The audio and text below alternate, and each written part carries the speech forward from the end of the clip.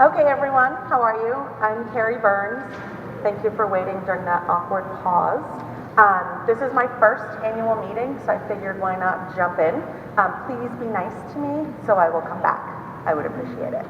So my talk is about, are we missing the boat? To start off, this is me in the 90s. Look at the hair. It's not good. I was a founder of the Phi Sigma Sigma chapter at Keene State College. And for the last 17-ish years, I've been a clinical social worker out in community mental health practice.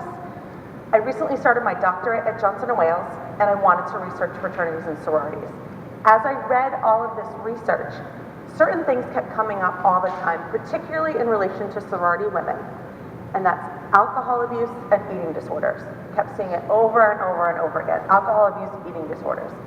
And as I was reading about this stuff, as a clinician and a therapist, I realized that something was missing from this research. There are these fundamental things that go along with alcohol abuse and eating disorders that weren't really talked about, that were really concerning, and I thought, crap, we're missing it. They're missing the boat. So what those two things are anxiety and depression. They underlie almost all issues relating to alcohol abuse, eating disorders. All of those problematic, risky behaviors that we see in our chapters really have to do with some of those underlying mental health issues and that anxiety and depression. So in terms of anxiety in particular, they're both the most common mental health issues you're going to see in college students. And anxiety, the National College Health Association, the American College Health Association National College Health Assessment found that 50% of women are reporting overwhelming stress in their lives. 50%. 57% are saying that they've been so anxious that they've been unable to function. This is me, I'm an anxiety girl. I'm shaking right now. So it's really important to acknowledge that this is something that's going on for college students, and if 60% of women are saying that they're so stressed that they can't function, there's a pretty good chance they're in your chapters. These are our members. In terms of depression, 50% of women are reporting that they're so sad that they almost can't get out of bed. They're not functioning. So if our members are having these issues that are kind of manifesting themselves in the alcohol abuse and eating disorders, and we're not talking about the anxiety and depression, we're completely missing the boat. So we really need to start thinking about how can we address these issues with our members? How can we get on board, so to speak, to go with the metaphor?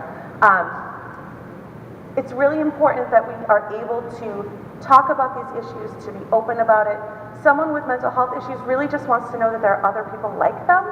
I will really say I have an anxiety disorder. I'm managing it right now because I'm on stage, I'm overcoming it. But it's really important that people know that there are other people like them. 1 in 4 American adults will have a diagnosable mental health issue in their lifetime. 75% of those issues emerge from the ages of 18 to 24. Those are our students, those are our members, and if we're not talking about it, we're missing it.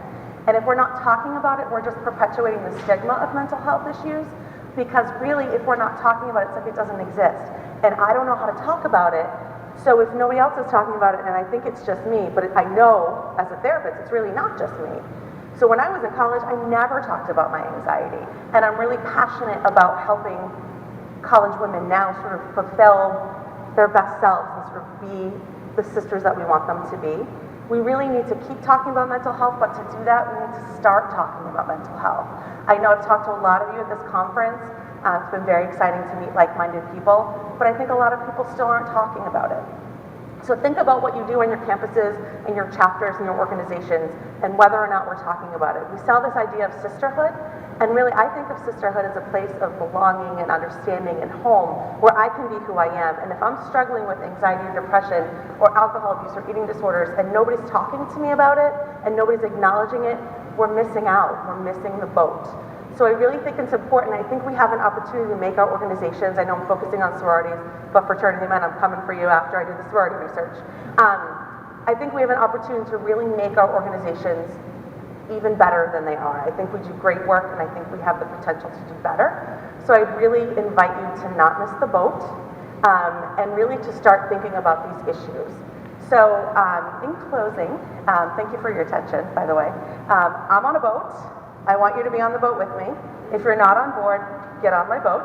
If you're already on the boat, let's talk about where the boat's going. I'm very interested in doing this. My dissertation's coming up. I can help you, I'm here to help. So thank you very much for your time.